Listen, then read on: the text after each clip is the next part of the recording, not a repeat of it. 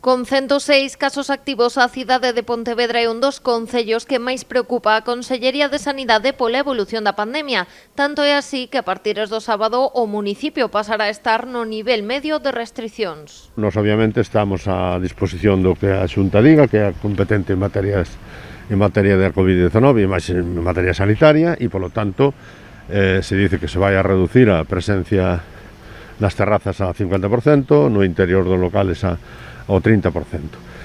O resto das cuestións pois non se modifican, o sea que pode haber reunións familiares ou pode haber reunións, que non son de hostalería e tal. Unha vez máis, a hostalería é o sector máis castigado. Volverán reducirse as capacidades, pasando o 30% no interior e o 50% en terrazas. Ademais, o ocio nocturno non poderá abrir como inicialmente estaba previsto.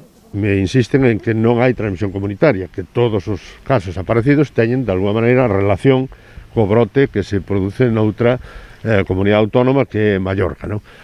Non hai ningún indicio de que na hostelería se estea producindo ningún brote. Ahora é gracioso que pois a hostelería onde se produce o gromo siga igual e onde temos as consecuencias de producir o gromo resulta que estamos aquí pagando, como dixen antes, xustos os pecadores. É un pouco contradictorio. Por iso, o rexedor cuestionou que as restricións se apliquen en Galicia cando se trata dun gromo importado doutra zona do Estado. Tamén destacou que en Pontevedra non hai ningún abrocho relacionado co botellón. Que en Pontevedra non se está producindo ningún caso de ningún brote relacionado co botellón, que obviamente a Policía Local actúa cando ten que actuar e, polo tanto, entra dentro desas contradicións que existen. Os botellóns fanse noutro sitio e logo padecemos nosas consecuencias.